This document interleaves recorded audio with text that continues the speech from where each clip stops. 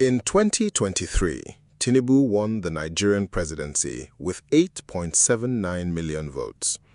Atiku got 6.98 million. Obi got 6.10 million. Kwankwaso got 1.49 million. Add those three together, the men who ran against Tinubu, and you get 14.57 million votes, nearly 6 million more than Tinubu. The anti-Tinubu majority existed in 2023. It was real, it was large, and it lost because it was split across three different men on three different platforms. Now here is the question that should be keeping every Nigerian who wants change up at night. As of today, June 2026, with the presidential election 7 months away, that same opposition is running on three separate platforms again. Atiku on the ADC, Obi on the NDC, the PDP with its own candidate, and a federal high court has just ordered INEC to deregister both the ADC and the NDC. So, before a single vote is cast in January 2027, the two parties carrying the strongest opposition presidential candidates are fighting for their legal right to exist. Is Tinubu already winning 2027?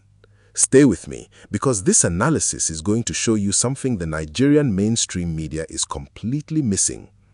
If you are new to Pulse Nigeria HQ, this channel exists for one purpose: to give you the political analysis that the mainstream media will not touch. Subscribe now and stay with me, because this video gets deeper every minute. How Nigeria's opposition got here and why it matters now.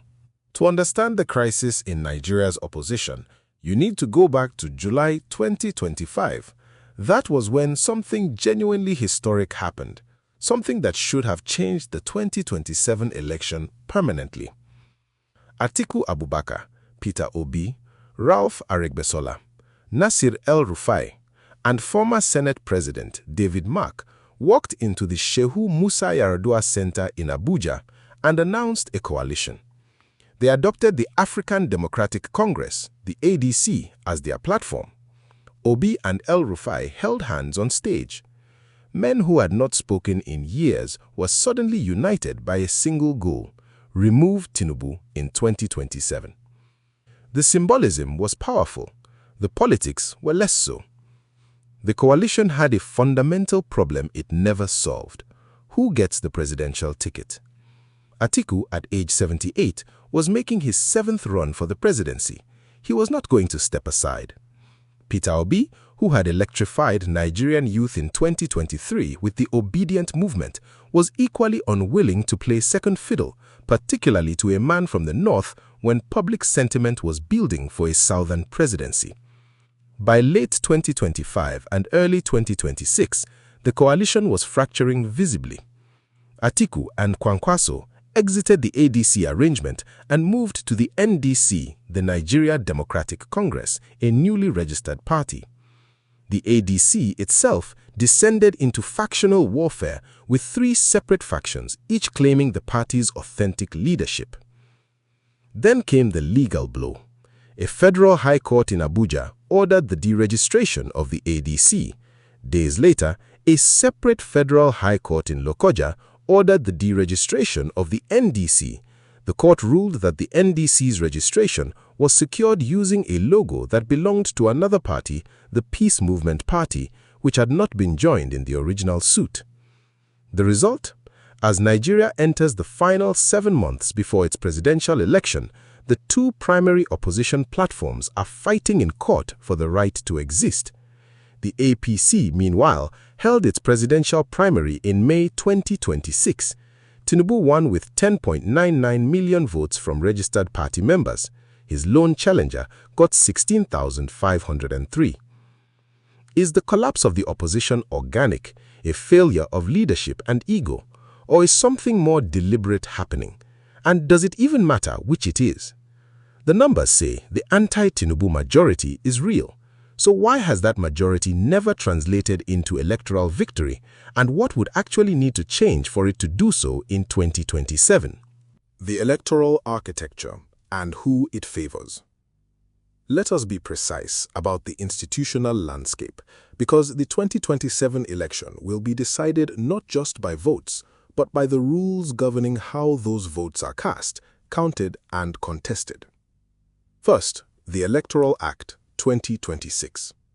This piece of legislation passed by the National Assembly has been widely criticized by opposition parties, civil society groups, and electoral experts for provisions that observers say entrench incumbency advantage.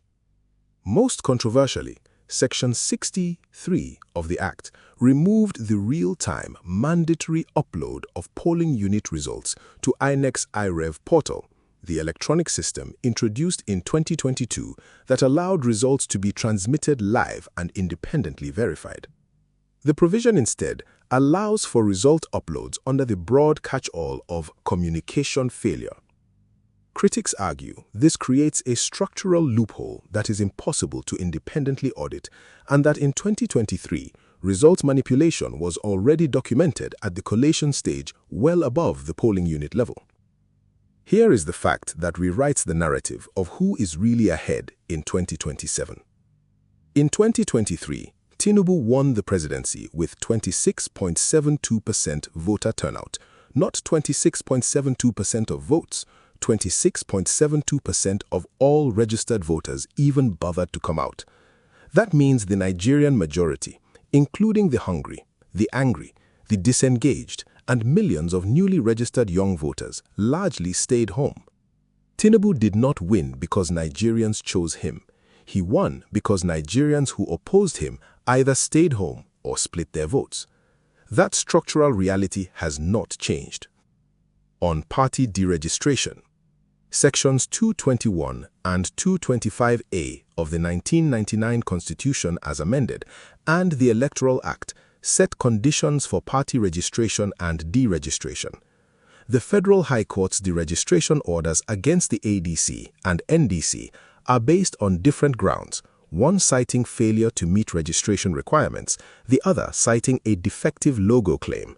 Both are being appealed. But the critical point is timing.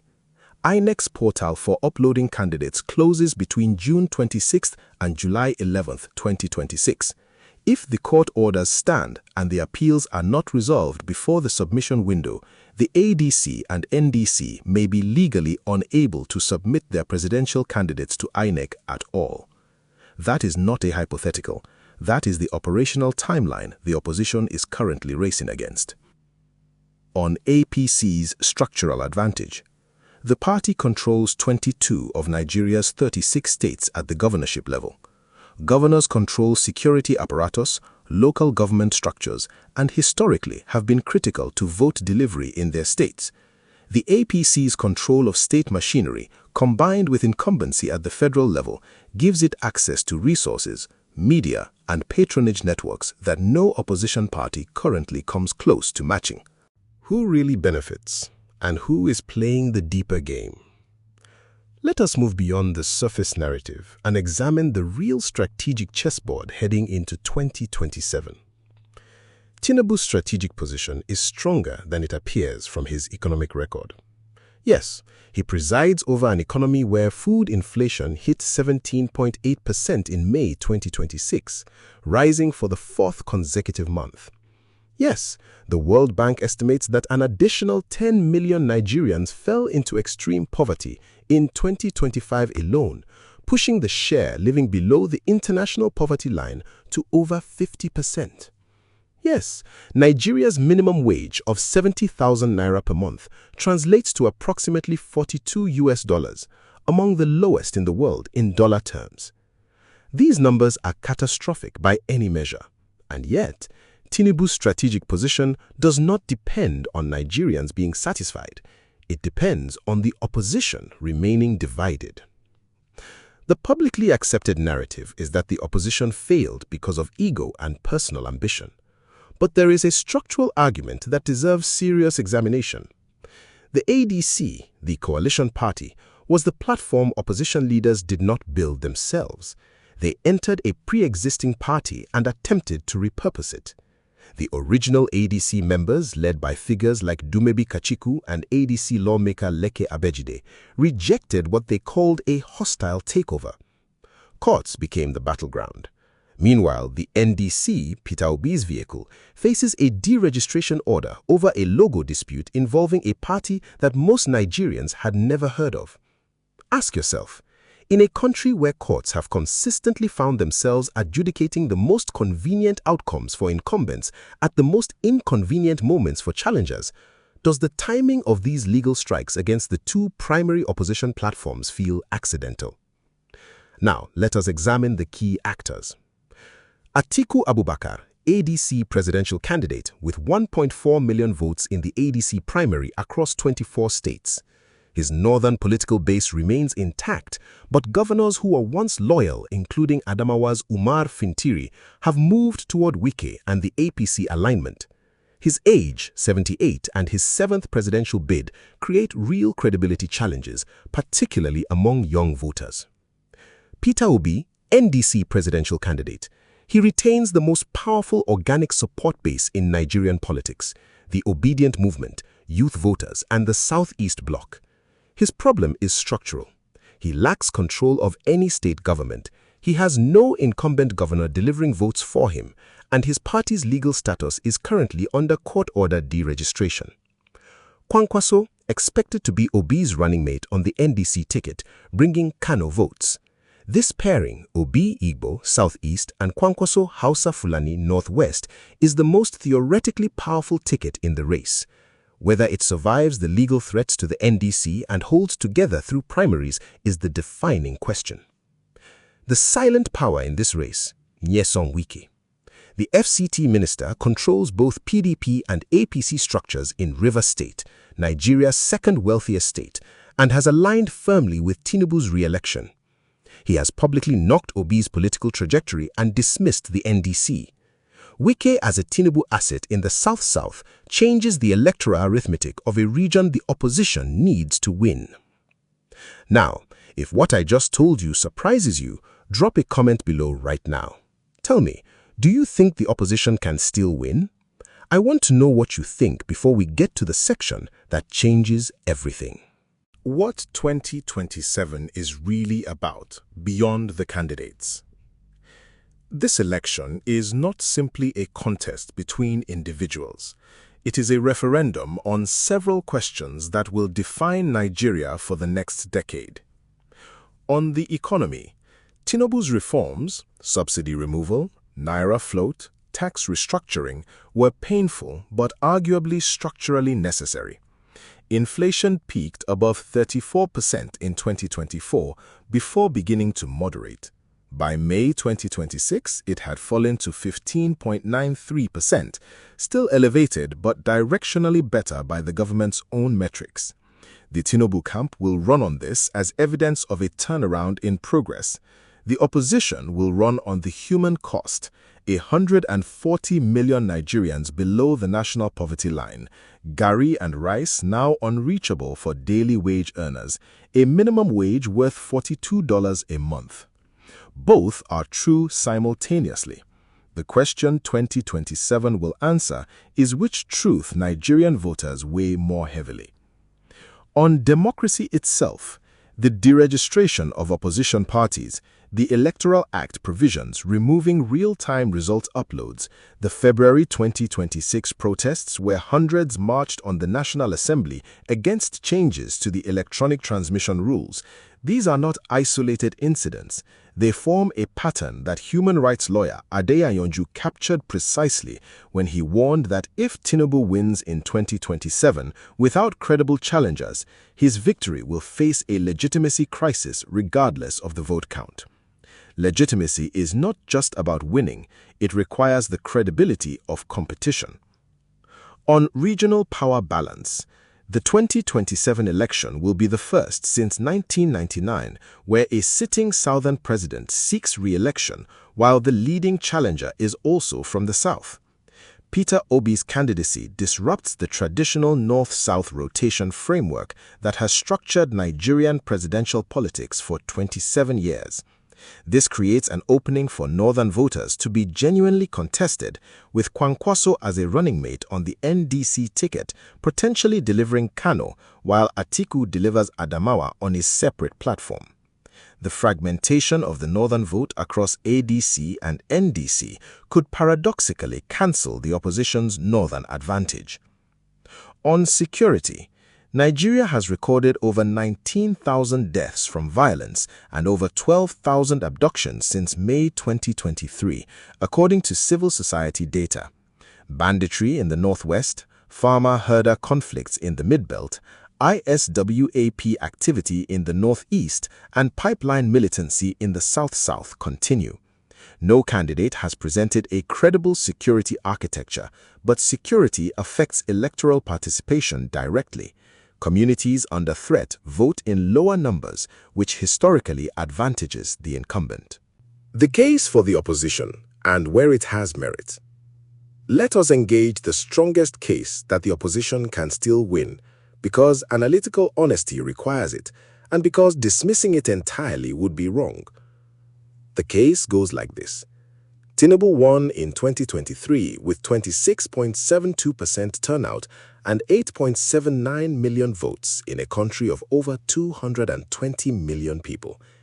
His economic record has made him deeply unpopular in ways that 2023 did not capture, because 2023 was fought before subsidy removal, before the naira collapsed to 1,600 naira at its worst, before food inflation ate into household budgets for 3 consecutive years. A former Wike aide told Business Day that Fubara, and the same logic applies nationally, has organic support from people who have suffered. Suffering, when it reaches a threshold, turns into ballots. Obi's obedient movement demonstrated something unprecedented in Nigerian political history. A candidate without government resources, without LGA structures, without governors delivering votes, who still came second in the popular vote in many southern states. That organic support has not evaporated. It has been waiting for a platform and a legal status to mobilize behind. Here is the counterintuitive fact that most Nigerian political commentators are missing. The most dangerous scenario for Tinubu in 2027 is not a united opposition. It is a united opposition that also successfully protects its results at the polling unit level.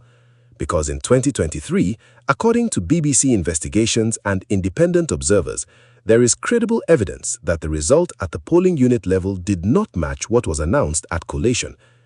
The opposition's structural failure was not just the split vote. It was the absence of 176,000 trained polling agents with the capacity to photograph, transmit, and defend results in real time. If Obi and Atiku had merged in 2023 and deployed that parallel verification infrastructure, the outcome of that election would have been fundamentally different to contest in court. The misconception circulating most widely on Nigerian social media is the binary: either the opposition unites and wins, or Tinubu wins easily. The reality is more granular. Even a divided opposition can force a close result in the first round, and under Nigeria's modified 2-round system, a runoff between Tinubu and a single opposition candidate would be a fundamentally different contest from a 3-way race. The path is narrow, but it exists. What happens next? The 5 signals that will tell you everything. Let us close the loops we opened and lay out precisely what comes next. Organic failure or deliberate strategy? The honest answer is both. The opposition's collapse is partly the result of genuine ego, personal ambition, and the failure of political leaders to subordinate themselves to a larger cause. That is real and it is documented. But it has also been accelerated by a legal and institutional environment that consistently produces court orders against opposition platforms at operationally critical moments. A divided opposition and a hostile institutional environment are not mutually exclusive, they are mutually reinforcing. And together, they create a political landscape in which Tinubu enters 2027 with a structural advantage no amount of popular anger alone can easily overcome. Three things would need to happen simultaneously for the opposition to win. First, either the ADC or NDC deregistration orders must be overturned before the INEC submission window closes on July 11. Second, one of the two candidates, Atiku or Obi, must stand down in favor of the other, creating a single presidential ticket with combined northern and southern appeal. Third, that unified campaign must deploy paid, trained polling agents at all 176,000 polling units to photograph and transmit EC8A results forms in real time, creating a parallel verification system that makes result manipulation politically and legally costly. All three must happen. Right now, none of them has. Here is what to watch in the next 30 to 60 days. The Court of Appeal ruling on ADC and NDC deregistration. This is the single most important development. If the stay of execution is granted, both parties survive.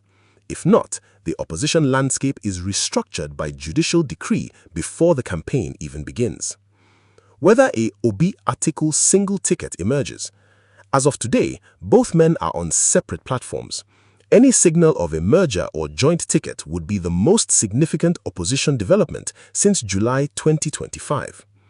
The Osun State governorship election on August 15, 2026, the first major electoral test before 2027. Watch whether the APC machine delivers Osun and whether the opposition can mount a credible challenge at the polling unit level. It is a preview of the mechanics of 2027. INEC's final candidate list after the July 11th submission deadline. The list will tell you definitively which parties and candidates are legally cleared to contest. That document is worth more than any opinion poll. Voter registration numbers. INEC is targeting over 100 million registered voters by 2027.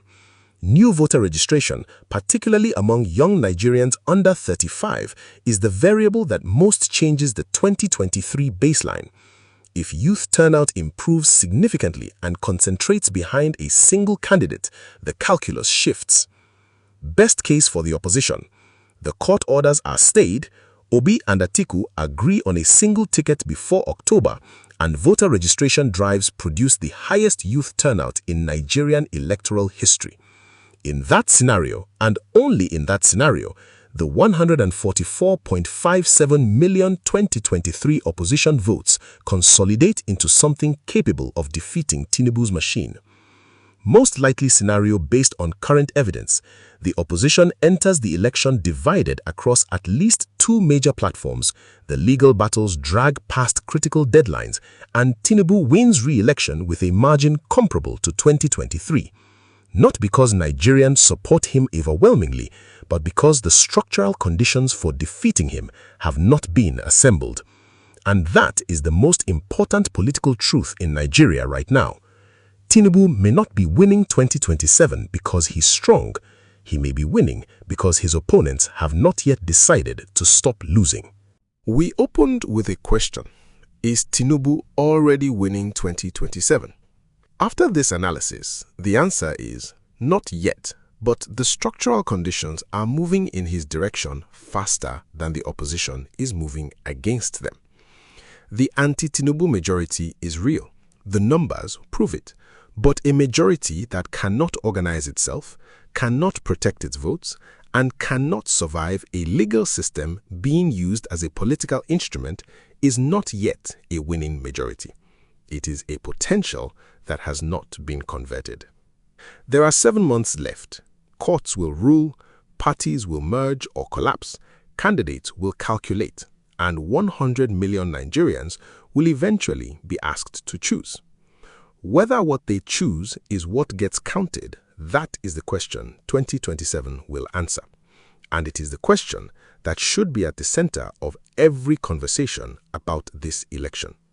Watch the court orders. Watch the INEC deadline. Watch whether Obi and Atiku can swallow their ambition for Nigeria. The game is not over, but the clock is running.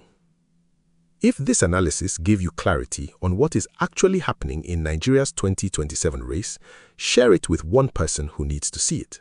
Like the video, Subscribe to Pulse Nigeria HQ and tell me in the comments, do you think the opposition can still unite? I will see you in the next one.